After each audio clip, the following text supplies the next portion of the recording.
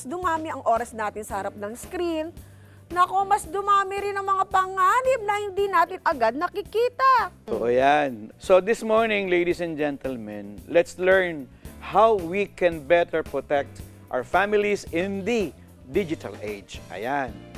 She is the president of the Philippine College of Criminology and summit convener of the Philippine Cyber Criminology Summit 26. With her background in it and education, she continues to promote safer digital spaces for every Filipino. Let's welcome, ladies and gentlemen, Miss Maria Angelica Ley Bautista. Good morning, ma'am. Po. And thank you po for having me here. Yes, can we call you Ma'am Angel? Yes, ano po, ma'am? Angel, ano Tawag ba namin sa inyo? nickname nyo? Ma'am Lina lang, pwede Mga naman more short po. na lang, mas madali. Eto na nga, Tito Efren. Yes. Nung pandemic, ang tanong natin ay, ligtas ba tayong lumabas? Oh. Yun na nga. Pero ngayon, iba na ang tanong eh. Ligtas ba ang ating mga anak habang online? Yun. Yun ang Ganun tanong din, ngayon. oo. Maraming Di ba? dapat mapag-usapan tungkol dyan, Oo, Tito eh. Efren. Kasi kahit nasa loob sila ng bahay, Yeah. hindi ibig sabihin ligtas na sila sa cyberbullying. Online scams, identity theft, at online exploitation.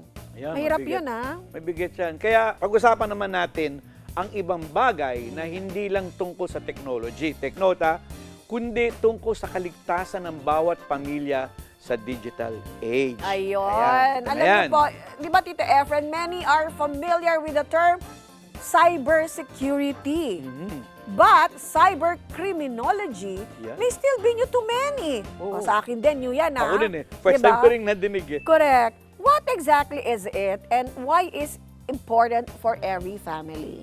Kung kayo ay pamilyar no, na in 2012, nagkaroon po tayo ng batas, yung RA 10175, which is the Anti-Cyber Crime Prevention Act.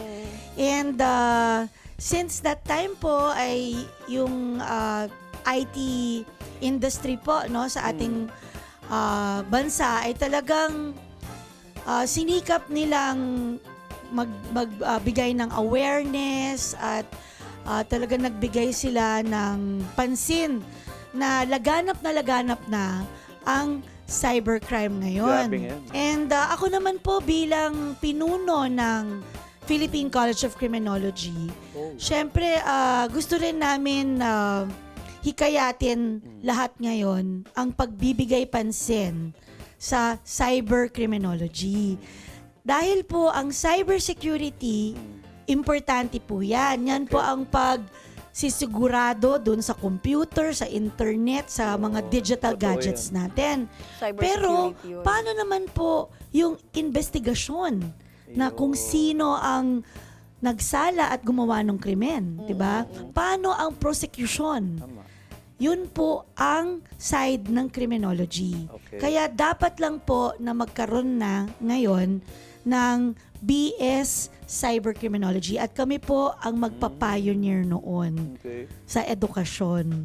So ito pong meron po kaming gagawing summit itong October 7 and 8. Ayan. Yun po yung first Philippine Cyber Criminology Summit. Para First time in the Philippines yan, Ma'am. First Angel. time po. Opo, kasi yung terminolohiyo na cyber criminology ay hindi pa talaga laganap Hindi or pa, hindi. oo, totoo yan. Oo.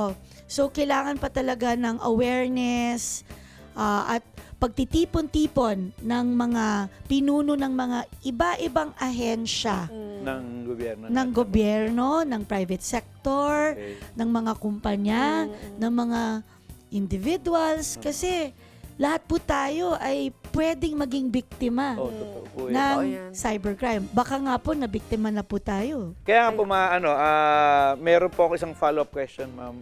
Ano po ang mga common violations under RA 10175 na dapat alam ng parents at mga kabataan? Gaya ng online scams, identity theft, hacking, at fake accounts. Yan, marami yan eh. Yes, ang dami po, no? Grabe. So, mas lalo po sa social media, Media, yeah. no? after po ng mga sinabi ninyo, no, meron pa yung mga social engineering na tinatawag, na ito po ay paggagamit ng fake news, Ayan. right? Ng mga Laganap ngayon oo, yan eh. mga troll farms. Yan. Meron po Yes, yan, di gumagamit ba? sila ng Opo. Kaya tao. ang hirap na po ngayon talaga malaman kung ano yung totoo sa hindi totoo. Kaya dapat ingat, kabataan, matanda, mga magulang, na siguraduhin nyo na number one, no, dapat sa bahay. Talagang siguro monitored at kontrolado ang mga bata. panahon ng mga bata online, ganon, no? So at katulad ng mga hinahack yung account. Oo, yun nga po. Ako nahack na. Ayan. Nahack Yes. ako. Yes, na. tapos hihingi po ng pera dahil nasa ospital daw. Ang kawawa, Or yung mga na-aksidente. kaibigan ko po. Yun. Opo. Sila ang Hindi nahingaan nila ng alam pera. eh. Hindi, Opo. ginamit niya yung account ko. Yes, so medyo nakuhanan po ng Opo, yung mga Yan. kaibigan ko Malamang. dati. yan po talaga ang cybercrime. Narinig niyo naman po yung phishing, alam niyo yon, online. Kung yari, Narinig ko one time po. opo, kung yari, may magpapadala ng email or ngayon pati sa ano, no. So yung phishing po is fini-fish yung information ninyo. So kung yari, Meaning, parang hinaharap, parang gano'n, or... di ba kung yari kukuha kayo na makakatanggap ka ng email, Okay. sabihin sa'yo, galing po to sa bangko ninyo. Ayan. Yan Di pala. ba? Kailangan Kaya niyong marami i-click ganyan. yung link Okay. na to. Pupunta kayo sa website. Tapos, pinapabigay yung mga information nyo. So, fini-fish yung information. Meron ding smishing. Yung Ano smishing naman po yun? naman ay yung pag-phishing ng information ninyo through SMS. So, through texting siya. So, may di ba? Ngayon, nakakatanggap ba kayo ng raffle or nanalo kayo, click Oh, yan, lang marami dito. yan. Or Ang dami ngayon yan. yung OTP, di ba? Humingi Opo, ng one-time OTP. password or ang dami pong scam na yan. Yan po yung smishing. Ayun. Meron naman po tayo yung quishing. Ano naman po yan? Yung quishing, kasi yun yung first word, no? Yun naman po ay may nakalagay na mga malware or Ayun. mga bad code doon naman po sa mga QR code. Kaya ingat rin po tayo sa mga QR code. Alam naman, Pinapanood akong ganyan. yung mga GCash, ganyan. Ayan. May isang insidente na kunyari may binili ka po sa 7-Eleven ay sa Any sa isang convenience store or sari-sari store, may QR doon. Yun pala yung yung cyber criminal na yon ay pinatungan niya pala ng yung GCash, No. yung QR code. QR code. Ipinatong Apto. niya yung sarili niyang Gcash. QR.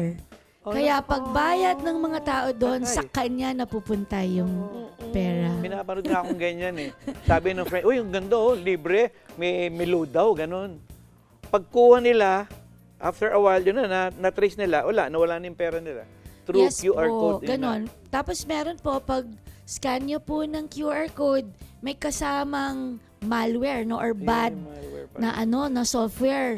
Pag skinan mo yon, i-infect niya ngayon yung phone mo. Okay. Tapos, pag Nako. uwi mo sa bahay at nag-connect ka sa wifi mo, Kuha i-infect niya na na. niya Yun yung na, buong private. bahay. Kuha niya na.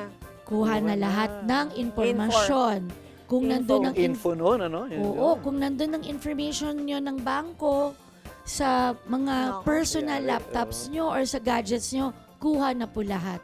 Ayan, ma'am, isa sa mga mensahe ng inyong summit ay, ito yon, Technology Protect System. Criminal Justice versus Criminals. Cybercriminology brings both together. Paano po ito maintindihan ng isang ordinaryong pamilya? Medyo malalim po. Oo, malalim eh. Opo. Well, syempre, kailangan natin tong Analyze talaga. oo, at saka siguro magbigay ng awareness sa mga natin, no, mamamayan natin. Kailangan lang naman na maalala dito is yung IT, yan pa yung digital. Tapos yung criminology, yun po yung krimen. So, ngayon, magkasama na po yun. Yun po ang cybercriminology. Dahil ito po ang krimen na gamit ang mga digital tools. Yun. Isa sa mga key messages ng summit ay no single agency can solve cybercrime alone. Bakit po importante ang collaboration ng bawat ibang sectors sa paglaban sa cybercrime? Kasi po, lahat tayo apektado po ng cybercrime. Hindi lang po siya sa isang kumpanya, departamento, In industriya. general talaga. No po? Lahat po talaga Oo. tayo. Kaya napaka-importante na siguro mag-cooperate, mag-usap-usap ang ating mga ahensya. Kasi ang nangyayari po ngayon is kanya-kanya po. So kanya-kanya po, meron naman po silang mga solusyon, no? Meron naman po silang mga ginagawa. Kaya lang ang pinaka-importante is mag-usap-usap para pwede tayong magkaroon ng mas malakas na solusyon doon sa mga cybercrimes. Ngayon, halimbawa, may kabataang na biktima ng online Yan. exploitation or cybercrime, paano nagtutulungan ng family, school, law enforcement, social workers, prosecutors, at technology companies para matulungan sila? Of course, everything po nagsastart po yan sa pamilya. So, syempre, ang mga magulang dapat, siguro, sila po yung dapat maghikayat na makipag-usap sa mga anak, no? And siguro, sabay-sabay, pwede naman nila yan i-research online, Yes. no? Kasi pwede na nila yang gumamit ng AI para i-research ano ba tong mga cybercrime, 'di ba? Paano ba namin to sigurado sa bahay na maprotektahan ng mga Yes. kasama sa bahay. Sa school naman, katulad namin, ang training po namin sa mga estudyante, self-awareness. Ngayon, pagdating po sa ating mga gobyerno, ay meron po yan lahat ng mga anti-cybercrime na mga hotline. Yeah. Diba? Hanapin nyo po, madali na po yung i-research online. Pwede po kayong lumapit sa PNP, Anti-Cybercrime Unit. Pwede po rin po kayo lumapit sa NBI, Under Cybercrime Unit. May mga hotline po yan at tawagan nyo po sila at i-report nyo kaagad yung krimen para matulungan po kayo kung paano nyo yan pwedeng solusyonan. So Ma'am Lay pala, hindi lang pala ito responsibility ng government or experts. Mas malaki or may role din pala ang parents, teachers, schools, at community. Ngayon, paano natin mapapalakas ang collaboration na ito? Ano po magagawa ng magulang dito? Sa tingin niyo po? Ayun talaga, yung mga magulang dapat Bantayan. kinakausap talaga yung mga bata. At syempre may kasamang bantay dyan, no? Gaano kadalas ang bata pumupunta sa computer shop. Yan. Kasi ang mga bata, pati sa gaming Kaya po, nga, no? yan nga po isang ano dyan eh. Basta may mga chat-chat yan. May mga nakakausap sila. Doon ngayon sila nakakakilala. Kung nga rin ng mga child predators. Or yung mga i-scam sila sa pera. So, malaki ang responsibilidad ng Malaki mga talaga, I would magulang. Sa siguraduhin nila na binibigyan nila ng edukasyon yung kanilang mga anak. Ma'am Lay, eto may tanong ako. Para po sa mga parents na nanonood ngayon, ano po yung 3 practical things na pwede nilang simulan sa bahay para maging safe ang kanilang mga anak online? Oo. Number 1, dapat kausapin nila yung mga bata nila in a regular fashion. Basis, Yung dapat siguro once a week ay kinakamusta nila. Right? Number 2 ay siguro gawin nila tong family activity na pag-usapan, i-research nila at gumawa sila ng mga rules, regulations para sa kanila as a family. Right? At number 3 is ang mga magulang, syempre dapat mag-lead rin sila na by example, baka sila po yung nangungunang mas busy pa sa Facebook at Yeah, sa mga social media accounts, no? Hindi rin natin malaman, hindi rin natin alam, ma'am, baka minsan, eto yung cellphone, mag-cellphone ka muna, may ginagawa ako, mga ganun. Sila pa yung Yes. nagsasabi ng ganun So, sa mga bata. correct. Kaya yung third doon, kailangan rine-regulate, minomonitor at linilimit nila yung panahon ng mga bata online. Kahit sa mga restaurant ngayon, nakikita ko yung mga magulang, binibigay na yung gadget, no? Yeah, nga eh. Doon sa bata na 2 years old, 3 years old. Yon, sana mabago yon, no? Tama. Kasi para nagiging yaya na yung gadget, hindi po maganda yon Tama. sa mga bata. At young age, hindi pa dapat. pwede. Okay, Ma'am Lay, halimbawa, para naman sa mga gustong matuto pa, no? Sino-sino po ang mga speakers at ano ang pag-uusapan sa upcoming Philippine Cybercriminology Summit nyo? Ay, napakagandang tanong po. So, unang-unang sa lahat, sa summit tatalakayin at pag-uusapan ng iba-ibang speakers ang mga challenges at mga gaps, problema ngayon sa bansa natin ukol sa cybercrime. So, para dun sa mga talagang gusto pang ng kaalaman, no, kung kaalaman. anong nangyayari sa bansa natin, ay napakaganda ng summit. Yung mga VIP na guest speakers ay of course, no, yung chairman and commissioner ng NAPOLCOM, pinuno naman ng PNP, Anti-Cybercrime Group, Yun talaga. na Police General Attorney William Asueta. Meron po kaming mga magsispeak galing sa DICT, Nice. CICC, which is our Center for Investigation for Cybercrime. Meron tayo from the private sector, no? From banking, telco, lahat po sila. Meron din mga international speakers na lahat po sila Nice. ay magto-talk, may mga workshops, may mga booths. Kasama din po ba yung open forum din dyan? Yes po, Yan, sa importante. panel Yan. discussions Salamat po. meron po. Kaya kahit sino po, no, pwede talagang pumunta. Mas All right. lalo ang mga estudyante. Yun. Kasi ang gusto namin ngayon ay yung mga makakapag-enroll ngayon sa cybercriminology dahil ito ang magiging pulisya ng ating future, ng Ma'am, ating kailan po kinabukasan. Kailan po itong event nyo, ma'am? This will be on October 7 and 8. Gagawin po to sa Tandaan nyo. Philippine Trade Training Center. Nasa corner po ng Hilpuyat Ayun po yun. at ng Rojas Boulevard. Ayun. Very accessible po siya sa transportation, LRT, bus, jeep. So magpunta na po kayo doon. Ibisitahin nyo lang po yung aming website, cybercriminology.ph. Okay. And meron po kaming email form doon kung gusto nyo kaming i-email for pricing, for special pricing kung kayo po ay estudyante. Sabihan nyo lang kami doon at may sasagot po doon.